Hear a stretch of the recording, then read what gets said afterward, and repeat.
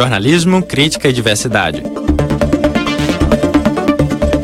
Programa Fora da Curva. A gente fala o que a maioria cala. Quem tudo tem desconhece, ou vê com óculos escuros, que logo além de seus muros, quem não tem nada padece.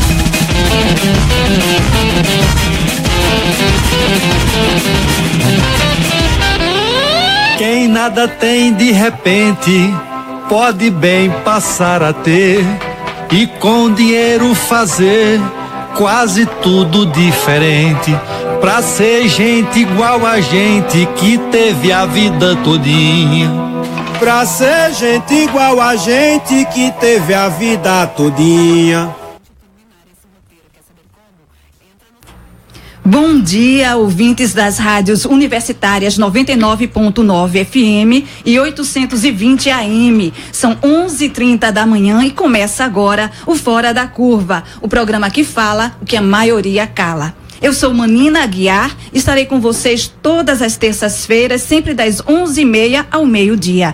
O nosso programa Fora da Curva vai ao ar de segunda a sexta, aqui na sua Universitária FM, com retransmissão pela Universitária AM. Você também pode acompanhar ao vivo pelo facebook.com/programa Fora da Curva. Repetindo, facebook.com/programa Fora da Curva. E pela página da Marco Zero Conteúdo. E também pelo facebook/Universitária 99.9.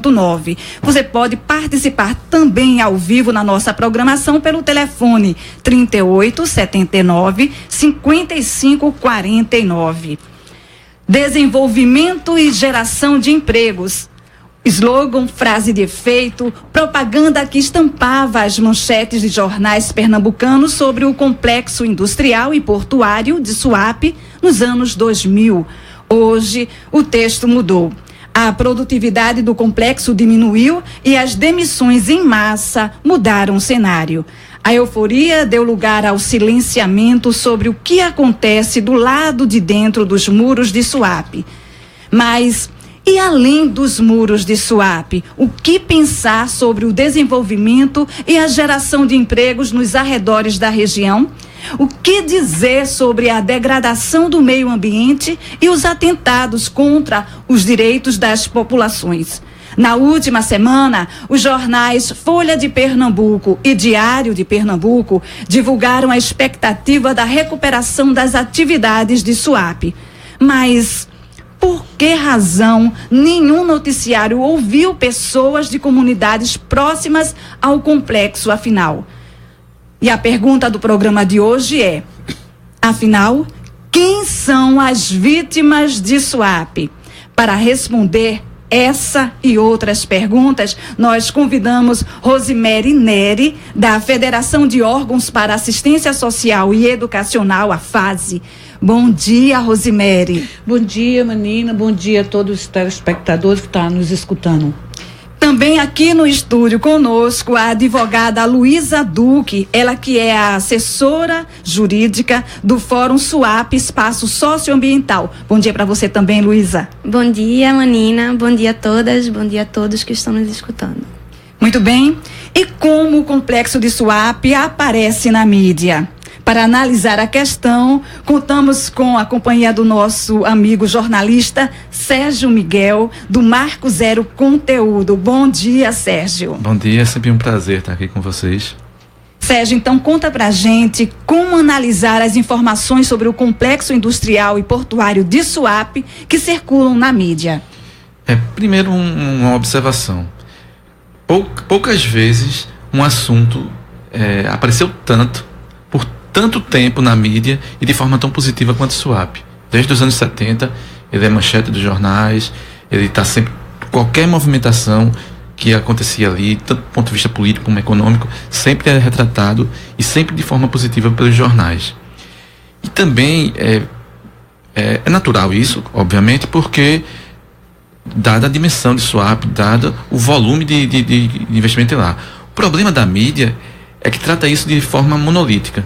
É um discurso único, um discurso sempre positivo e que gerar uma falsa sensação, um falso consenso de que Suape é uma maravilha. Que só traz benefícios. Que só traz benefícios, que está tudo certo. Esse é o problema da imprensa, que não vê o outro lado da questão.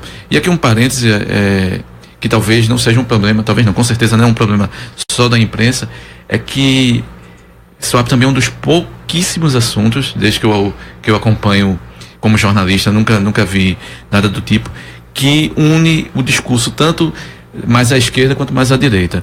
Os governantes que passaram por Pernambuco, tanto mais à direita quanto mais à esquerda, o próprio governo do presidente Lula sempre tratou Suape com uma visão sempre positiva. Geração de emprego, de renda para o Estado. Exatamente.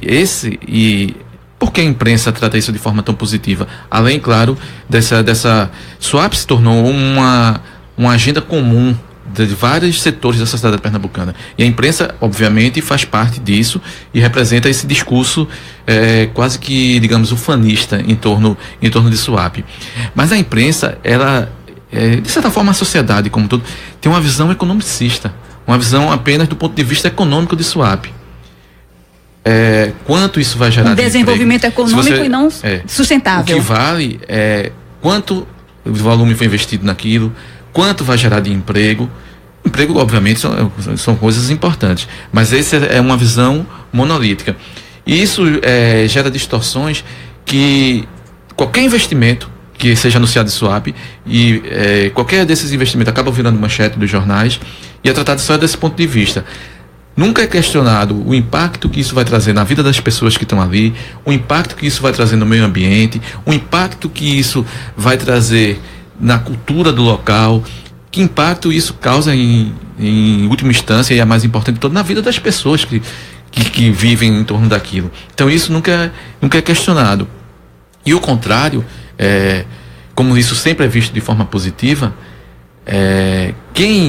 o discurso que se posiciona contra isso, os moradores que estão ali, que resistem, são tratados como um problema a ser resolvido.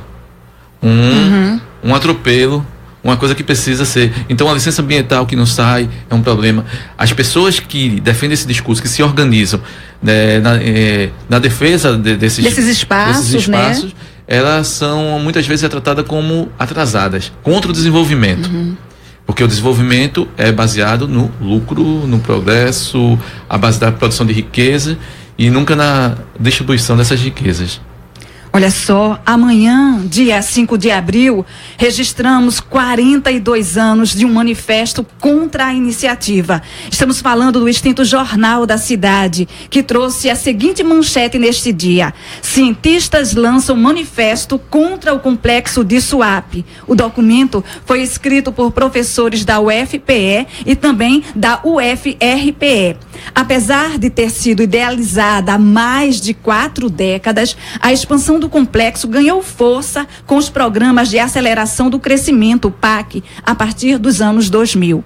O professor Heitor Scalambrini, do Centro de Tecnologia e Geociência da UFPE, conversou com a repórter Laís Hilda. O pesquisador analisa os reflexos da construção de Suape. Vamos escutar?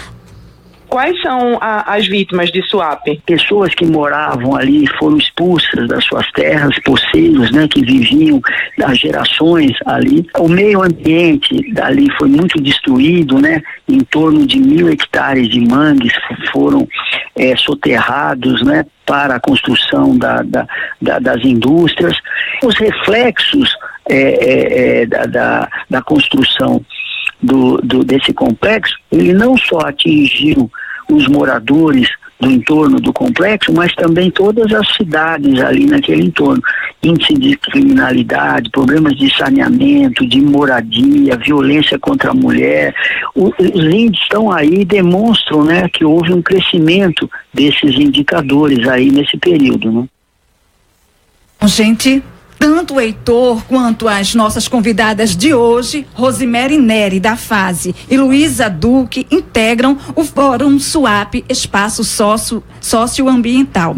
E aí, nossa primeira pergunta vai para você, Luísa. Luísa, diz pra gente, o pessoal que está ouvindo e vendo também a gente, qual é a proposta do Fórum? Manina, assim como o Sérgio falou, né, a gente vê que nem tudo de SUAP sobre SUAP chega à população em geral, né?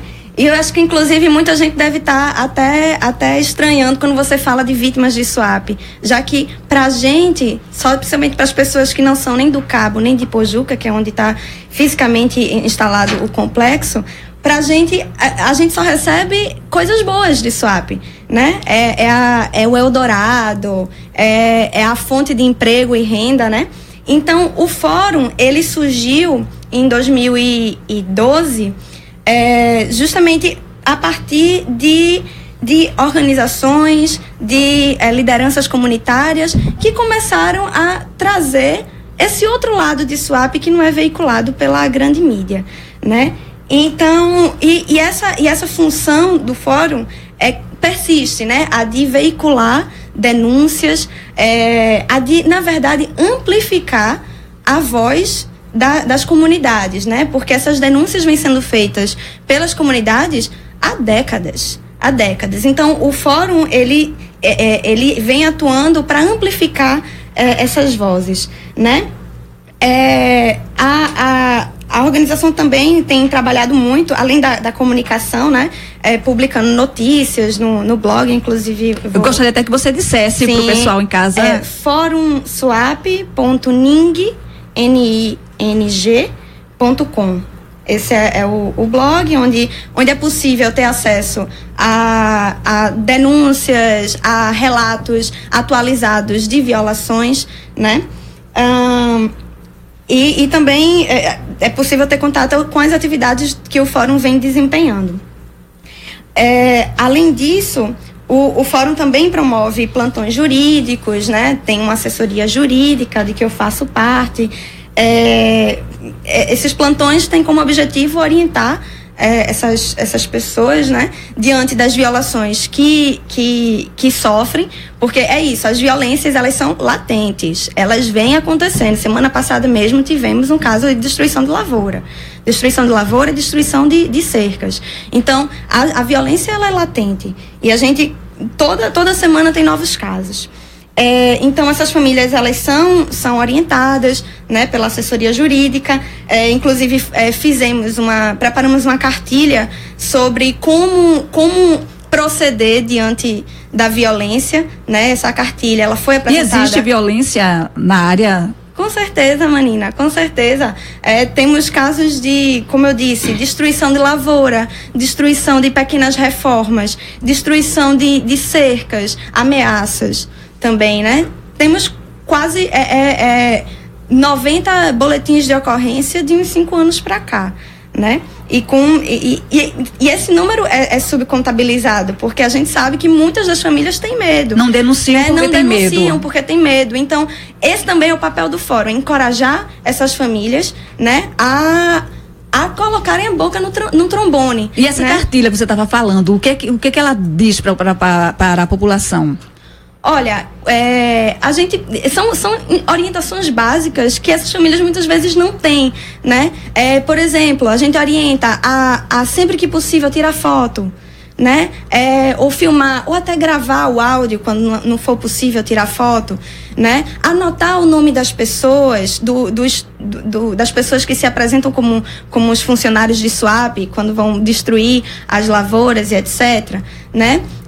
Encaminhar, levar isso para o boletim, para a polícia, sempre acompanhado de outras pessoas, né, da comunidade.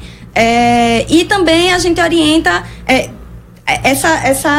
a organização, né, que eles se unam, estejam sempre juntos. Se ele vir que o vizinho tá recebendo uma visitinha dos funcionários de SUAP, né, que vá todo mundo para lá, não deixe o vizinho sozinho, porque sozinho ele fica mais vulnerável, né? Então, esse tipo de orientação. Olha só, Mary, a gente gostaria também de ouvir de você como é, então, que a sociedade pode participar do fórum. Menina, eu acho, inicialmente eu queria dizer que o fórum, né, ele tem participando deles, tem voluntários, tem as organizações, então é um fórum aberto, né, que a sociedade ela pode participar. né? O que a gente tem discutido bastante, e a partir dessa fala da Luísa e do Sérgio, eu acho muito bacana eles terem trazido isso, porque a falsa ideia de desenvolvimento que é passado pelos meios de comunicação não traz de fato o que está ocorrendo lá nas comunidades, né? Então, se as pessoas pudessem, de fato, conhecer o que está ocorrendo lá, é muito importante. A gente fez algumas audiências, fizemos 2 audiências lá na Câmara de Vereadores do Cabo, onde as famílias podem fazer os depoimentos e retratar o que o SUAP fala e o que o SUAP, de fato, tem realizado junto às famílias, né? Então, o que a gente coloca que é importante que a sociedade possa ver de fato o que está ocorrendo com essas famílias que viviam muito bem lá, pescavam, trabalhavam lá, e hoje essas famílias foram tiradas do seu lugar, do seu modo de vida, para viver em lugares pequenos que não tem área de plantação. Mas tem uma casa que tem um banheiro, que tem um chuveiro. Sim, e eles vão viver de quê? Né? Se eram pescadores e agora estão morando em casa de aluguel, porque eles prometem, mas, por exemplo, as casas prometidas, em algumas casas, ainda não chegaram. A todas as pessoas. A todas as pessoas que foram colocadas. E recebem um valor de R$250, como várias famílias fazem a denúncia. Então, é importante demais que a nossa sociedade comece a compreender que esse desenvolvimento está fazendo bem a quem e para quem esse desenvolvimento. É importante isso, né? Então, que a sociedade pudesse estar apoiando essas famílias que foram expulsas de suas casas, do seu modo de viver. Olha só, nossa produção ouviu as pessoas que vivem no entorno do complexo de Suape. São moradores e moradoras das comunidades pesqueiras de Tiriri. Valéria Alcântara explica pra gente como era o local antes da expansão do complexo. A vida da gente era mais tranquila, tínhamos mais sossego, moradia digna. Sim, humilde, sempre fomos humildes, simples, pescadores, sempre trabalhamos na roça e na pesca, e não tinha essa intervenção da SUAP, essa ameaça, né? Nos sentimos ameaçados por eles. Hoje não temos mais território pesqueiro porque dragaram tudo, aterraram tudo. Não podemos plantar para sobreviver, que antes plantávamos tranquilo nas nossas terras. Tudo que temos hoje aqui na área de Tiriri foi nós, os moradores nativos, que plantamos, e hoje nem isso nós podemos cultivar mais nossas plantas, não podemos mais viver de nossas pescas, porque SUAP proíbe. Se plantamos, eles arrancam, ameaçando derrubar nossas moradias, aterraram o mangue, cortaram, e não temos mais área para pescar, não temos mais direito de plantar, e é isso que nós sentimos ameaçados. Luísa, então, o que dizer sobre a inserção de SUAP e as mudanças na vida das pessoas do entorno? Olha, lembrando que são 28 comunidades, mais ou menos 28 comunidades. Não é pouca coisa não é? Sim. Pois é muita gente, né?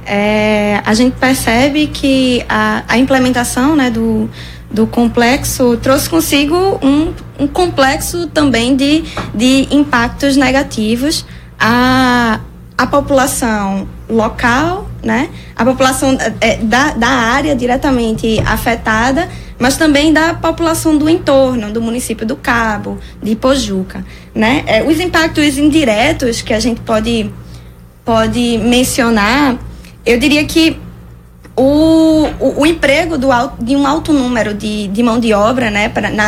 Na época da construção, enfim, do SUAP, né? Das indústrias, né? Houve um boom, um aquecimento, e SUAP era o Eldorado do Brasil, né? Veio gente de todo o Brasil para cá.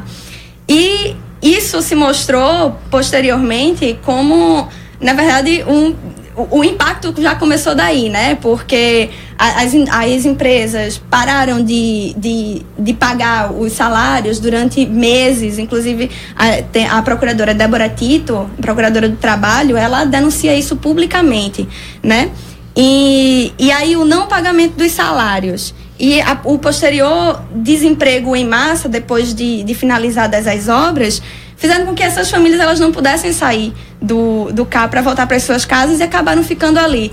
E, por sua vez, a cidade, ela não tinha, cidades pequenas, né, o Cabo e Pojuca não tinham condições de abrigar aquele contingente enorme de pessoas, né, que vieram de uma só vez, né, então infraestrutura não tinha. Então o que a gente vê é que essas pessoas acabaram ficando no Cabo ou nas favelas, né, ou ocupando áreas de muitas vezes preservação ambiental, né, como é o caso do Parque Armando Holanda. Então é isso, é um impacto ambiental, mas que repercute também no humano. É antecedido por um impacto social muito grave, né? E além do mais, esse contingente que veio de modo abrupto, né, também ocasionou uma série de outros impactos, como violência, falta d'água, né? E essa questão da violência é uma coisa que ficou ainda mais triste em relação às mulheres, né? Porque foram um contingente de quase 40 mil homens para trabalhar nas obras e a quantidade, o número de estupros, de exploração sexual, né? Prostituição, gravidezes precoces aumentou absurdamente, a ponto de a gente chamar os filhos da maioria que é adolescente, né, a gente chamar de filhos de SUAP. E além disso, esses impactos indiretos, a gente tem os impactos diretos, né, sobre as famílias nativas daquele local, né, são 13.500 hectares de SUAP, né, que SUAP adquiriu. E 3 mil hectares que abrigavam, pelo menos até 2009, 6.800 famílias. Né? Hoje a gente tem um pouco menos de 3 mil famílias. Então, e antes de 2009 a gente tinha ainda muito mais, só que a gente não tem esses dados. Né? Então, e são populações pesqueiras artesanais, agricultoras, familiares, marisqueiras, coletores enfim, são comunidades tradicionais. E além do impacto ambiental, né, que foi enorme. Muito bem, essas discussões você acompanha na Universitária, a sua rádio pública.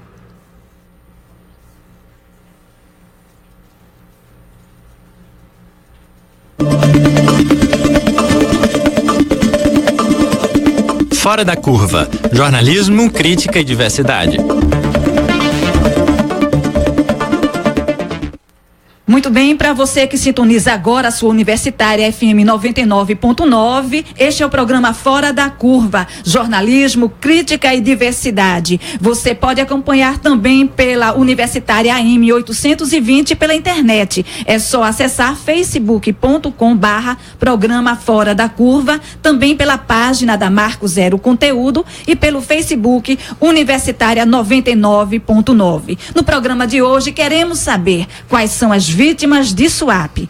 A biodiversidade também foi alterada com a expansão do complexo de SUAP. Tivemos o aterramento de mangues, restinga e mata atlântica. A comunidade sofreu com a disputa pela terra e a degradação da natureza. O pescador Edinaldo Rodrigues de Freitas foi um dos afetados.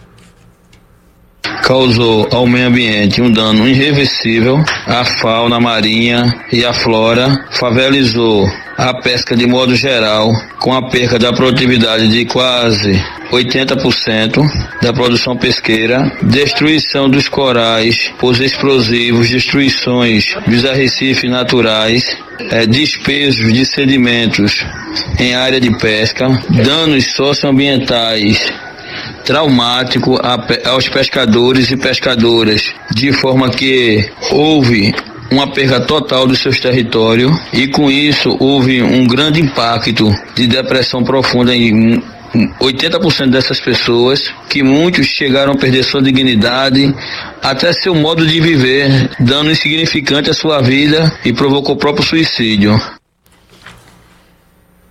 Estamos de volta aqui no programa. E lembramos a você que você pode participar ao vivo conosco também pelo Facebook. Temos também, né, uma outra informação, tanto no crime e tragédia de Mariana, de 2015, em Minas Gerais, quanto no impacto do complexo de SUAP, tivemos relatos de suicídio. Valéria Alcântara denuncia os danos psíquicos sofridos pelos moradores.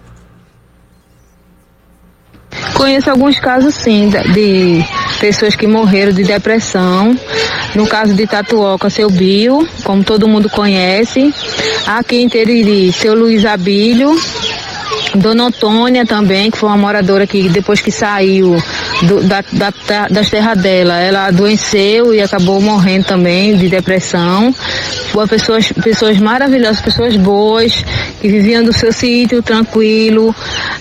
Conheço outras pessoas que hoje vivem no vício do álcool, no vício das drogas, porque entrou em depressão depois que saiu daqui e vive de aluguel, porque o SWAP disse que ia dar a casa e eles não deram casa a essas pessoas e vivem pagando R$250 por mês de aluguel para essas pessoas que têm que trabalhar no mangue esse que não tem mais pesca, não tem mais produto, nada para se pescar, porque por conta dos aterros e do derramamento também das dragagens e tudo que foi prejudicado. Luciano Vicente do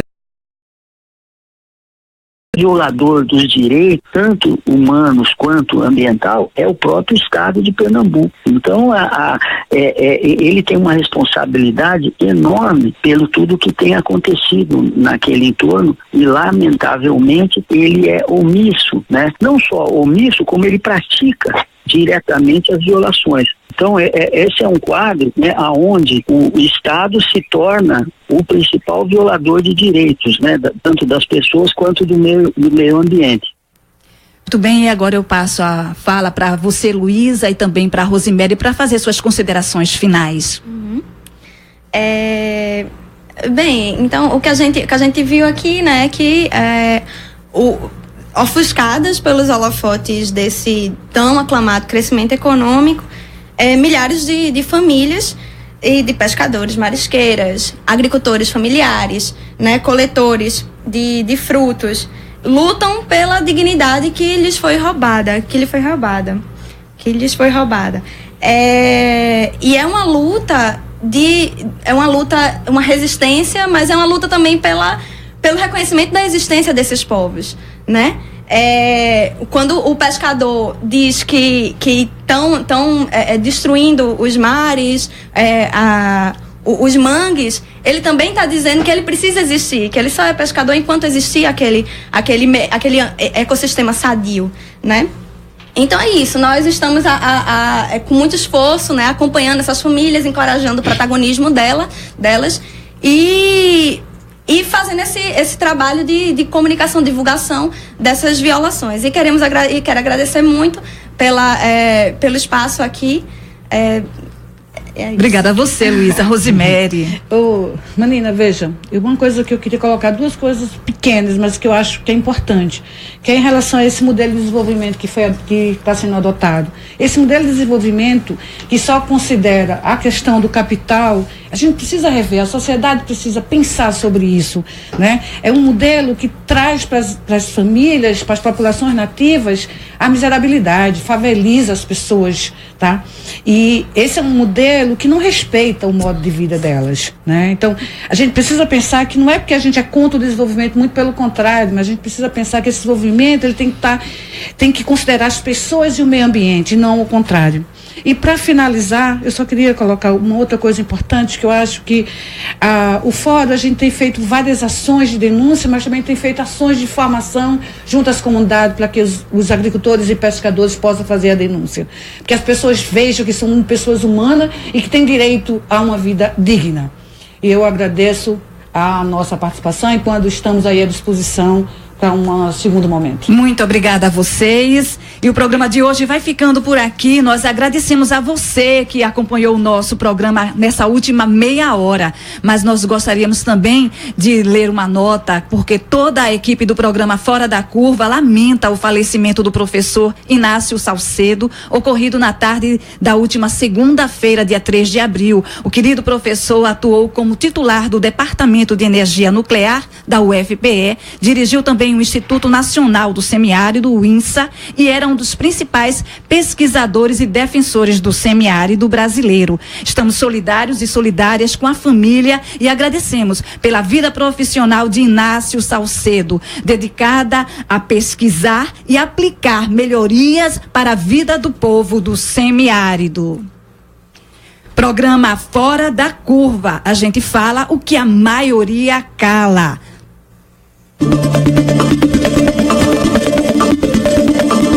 Fora da Curva. A gente fala o que a maioria cala. 12h01. Universitária ZYD 240 99.9 MHz FM.